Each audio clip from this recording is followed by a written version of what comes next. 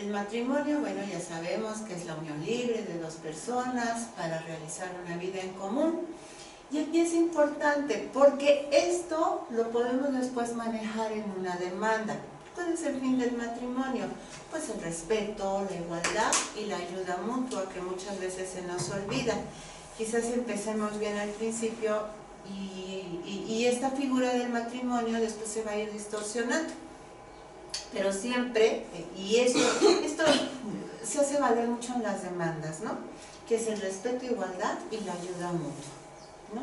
Ya sabemos que esto lo celebramos para que tenga efectos jurídicos, ya sabemos que esto se debe de celebrar ante el juez del registro civil, ¿no? Que sean mayores de edad, que no estén bajo presión física o moral. Si son menores de edad, acuérdense, se requiere el consentimiento del padre o la madre. En caso de que no estén el padre o la madre o tutor, lo puede dar el juez de lo familiar y atendiendo a la circunstancia del caso, ¿verdad?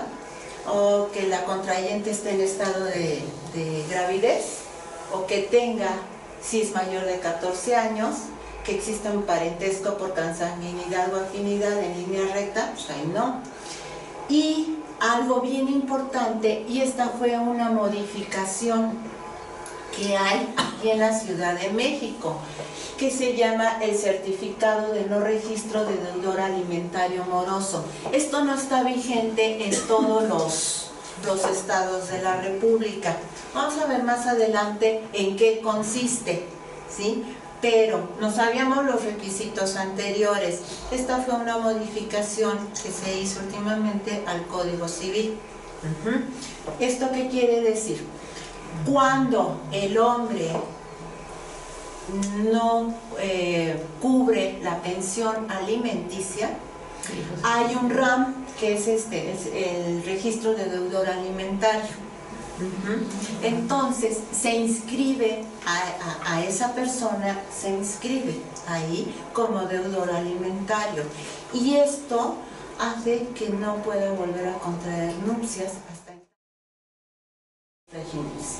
Podemos escoger la sociedad conyugal y la separación de bienes. O sea, desde la entrada, desde que nos vamos a casar, nos dicen bajo qué régimen. Ok, sociedad conyugal o separación de bienes. Sociedad conyugal es todos los bienes que nosotros ahorita formemos durante el matrimonio, porque ahorita vamos a ver las excepciones, van a ser a partes iguales, 50% tú y 50% yo. Aquí no va tanto de que si tú le invertiste, no le invertiste, si hicimos, si no hicimos, que yo puse todo, que yo trabajé toda la vida, no. Que entonces sería un mal negocio, o sea, 50% y 50%. A la ley no me interesa tanto si yo trabajé toda la vida y el otro estuvo ahí sin hacer nada, ¿no? 50 y 50. Separación de bienes. Los bienes que yo traigo son míos, son de mi propiedad, y los bienes que tú generes son tuyos. Vamos, los juntamos, los usamos, etcétera, pero siempre tenemos el uso y la posesión, cada quien, la propiedad, tus bienes y mis bienes. Son los pactos que los otorgantes celebran para constituir el régimen patrimonial. Se constituyen antes, durante y se pueden modificar. ¿Por qué son importantes las capitulaciones? Vamos a suponer, yo me caso por separación de bienes.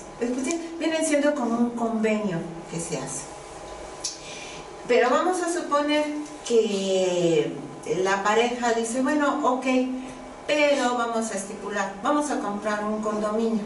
Ese condominio lo vamos en las capitulaciones matrimoniales, lo vamos a poner al 50 y 50%. Puede ser, aunque yo esté por separación de bienes, hay unas capitulaciones matrimoniales que me dicen, o sea, acuérdense, separación de bienes, lo tuyo y lo mío, ¿no? Pero hay unas capitulaciones matrimoniales donde dice que el departamento es mi chemiche. Es como una excepción, por así decirlo. Exactamente, es un convenio. Estas capitulaciones poca gente le hace caso. Sin embargo, al momento en que ya tengamos algún juicio o ya sea por común acuerdo o un incausado, que más adelante lo vamos a ver, lo primero que nos dice el juez es: échame las capitulaciones matrimoniales para ver cómo voy a liquidar. Sería vivir juntos en el domicilio. ¿Ese es un derecho o una obligación? Las dos. Pero Tengo eso derecho a y no la obligación. Pero salvo sí hay matrimonios que viven separados. Y aquí por tenemos eso la es excepción. Pues estamos hablando jurídicamente, ¿ok? Salvo jurídicamente vivir juntos en el domicilio conyugal, salvo el tribunal puede eximir esta obligación a uno de los cónyuges cuando traslade su domicilio a país extranjero, ya sea por trabajo, ya sea, o sea, lo podemos hacer. Ahí pues no hay la obligación de que estemos conviviendo juntos. Contribuir a los fines del matrimonio y socorrerse mutuamente, ¿ok? Ambos tendrán autoridad y consideraciones, contribuir económicamente al sostenimiento del hogar, celebrar contrato. Ahorita vemos ese punto. Esto de contribuir económicamente al sostenimiento del hogar, pues no está obligado el que se encuentre imposibilitado a trabajar y careciere de bienes propios, en cuyo caso el otro atenderá íntegramente esos gastos. Estamos hablando de que, bueno, físicamente, mentalmente no puedo contribuir y el otro se hace cargo. Pero sí, nunca dejar de ver. Ahorita vamos a ver ciertas excepciones, pero bueno, esa es la norma general, que ambos contribuyan. Ay, qué bueno. Sí. Y ya el desempeño del trabajo en el hogar, el cuidado de los hijos, se estima como contribución económica al sostenimiento del hogar. ¿Sí? ¿Cuántas vemos? Pero esto está establecido textualmente en nuestro código, ¿sí? No es algo que ya sepamos y acceso, no, está textualmente expresado, porque vamos a ver cuál es la repercusión más adelante. El desempeño del trabajo en el hogar y el cuidado de los hijos, ¿sí? ¿Cuántas veces hemos escuchado gentes que dicen: no, pues es que no trabaja? No, pues la verdad, pues yo soy la que tengo que salir a trabajar y a partirme todos los días, y resulta que nada más está en la casa. No, cuidado, el Código Civil sí lo prevé como una actividad. Sea hombre o mujer. Sea hombre o mujer. Celebrar contrato de compraventa entre ellos siempre que exista régimen de separación de bienes, ¿ok? O sea, algunas veces, y por cuestiones hacendarias, por cuestiones económicas, muchas veces, para que no se embarren la casa, muchas veces celebramos contrato de compraventa entre los cónyuges. Aquí cuidado, únicamente procede esa celebración cuando tenemos separación de bienes. No puedo yo venderte, si tengo el régimen de sociedad conyugal, no te puedo vender yo mi 50%, tiene que ser el régimen de separación, ¿sí? Eso es cuando tenemos algunas deudas, entonces para que no se embarguen, para salvar la propiedad, lo podemos hacer. Civil, dos personas tienen vida en común en forma constante y permanente. ¿Sí? Esos son los elementos del concubinato, que sea constante y permanente, por un periodo mínimo de 2 años. ¿Sí? No es necesario que se hayan procreado hijos. El concubinato nos genera derechos alimentarios y sucesorios. Al cesar la convivencia, la concubina que carezca de ingresos o bienes suficientes para su sostenimiento tiene derecho a una pensión alimenticia por un tiempo igual al que haya durado el concubinato. Este derecho podrá ejercitarse solo al año siguiente de la cesación del concubinato. Aguas aquí, ¿sí? Porque es un año, es un año. Pueden ser el padre, los abuelos, los cónyuges, los concubinos, hijos adultos, porque también, como vimos que recibimos, por ejemplo, en el concubinato también tenemos obligaciones. Hijos adultos cuando sus padres lo requieran. Comida, vestido, habitación, la educación, recreación, atención médica hospitalaria y gastos de embarazo y parto, ¿sí? Todo esto comprende los alimentos, no nada más pensemos que es la cuestión de comida. ¿Quiénes están obligados a dar alimentos? Acuérdense que son ambas partes. Cuando vimos lo del matrimonio dijimos derechos y obligaciones, y aquí la obligación es de ambos, ¿no? En el Código Civil no encontramos el porcentaje, no nos dice el Código Civil, pues a fulano de tal si gana tanto, el 30%, el 40%, esto queda a criterio del juez. Abusados, hay juicios en los que te estás divorciando, metimos la demanda de alimentos, me fijaron nada más un 15-20%, en este momento no quiero hacer nada y ahí nos vemos. Después de 1 año, 2 años, me va a decir, pues, ¿sabes qué? No alcanza. Podemos abrir un incidente y solicitar un incremento de pensión alimenticia, porque esos 1,000 o 2,000 pesos que me das, pues ya no me alcanzan. Ahorita tú tienes un puesto mayor, entonces quiero no el 20, quiero el 30% porque no me alcanza. O a lo mejor me diste ese 15% porque yo trabajaba en ese momento, pero resulta de que ya no trabajo, no tengo con qué darle a mis hijos, entonces puedo abrir un incidente solicitando un incremento de pensión. En la Ciudad de México, en caso de incumplimiento en el pago de pensión alimenticia, se le da de alta al deudor alimentario en el registro de deudores alimentarios morosos, que es el REDAM, y se le impone una multa de 3 a 5 años de prisión y de 100 a 400 días de multa. No es conmutativa, es prisión y multa. Las dos cosas, ¿no? Exacto. Y suspensión o pérdida de los derechos de la familia, así como el pago por concepto de reparación del daño, ¿sí? Y a las cantidades no suministradas con oportunidad. Sí, porque hay un artículo, es profeso, que dice que puedes otorgar el perdón en esos casos siempre y cuando él empiece a pagar la pensión alimenticia y lo que te dejó de pagar también te lo cubra y además te garantice el pago de esa pensión. Sí. Pues lo lleva al registro civil, que es lo que les decía.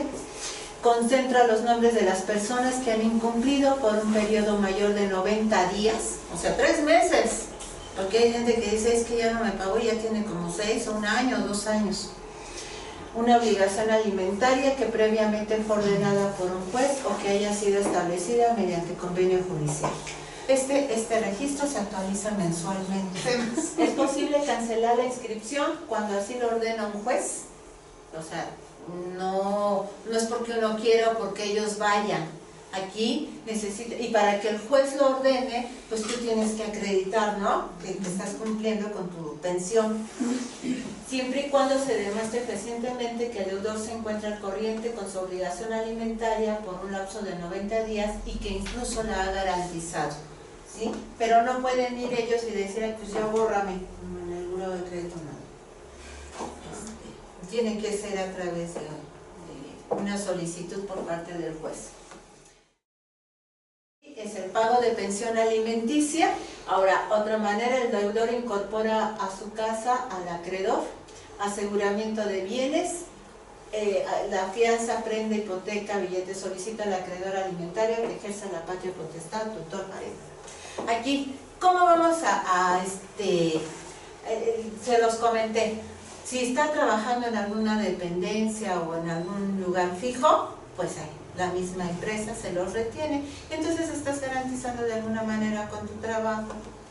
Si está chambeando de forma particular, que no lo podamos, entonces lo tiene que garantizar, y la manera en que lo va a garantizar es exhibiendo ante el juzgado civil la fianza, prenda, hipoteca, billete de depósito. En el caso que les comenté al principio, pues entonces sabes que te garantizo los alimentos y te doy el 50% de lo que me corresponde a mi casa, ¿sí? Y de esa manera él ya no la maladministra y tú ya tienes la casa segura. Acuérdense que la violencia es física, psicoemocional, económica y violencia sexual. Y aquí, la verdad, yo cuando leí, la primera vez que leí todo esto, dije, chispa, pues violencia es todo, realmente es todo, ¿no? Porque si me vio mal o me vio y yo lo puedo considerar que fue un desdén, realmente creo que el elemento decisivo en este tipo de delitos va a ser en la conducta, es la voluntad con lo que estás haciendo. Eso es lo que tenemos, la intención, correcto. Es la intención con la que te estás manejando. Porque si lo vemos y lo analizamos, pues realmente yo dije, uy, salvo la violencia física, pero la violencia psicoemocional, pues es todo, porque dice coacciones, condicionamientos, intimidaciones, insultos, amenazas, celotipia, desdén, como que está muy abierto, abandono o actitudes devaluatorias que provocan alteración.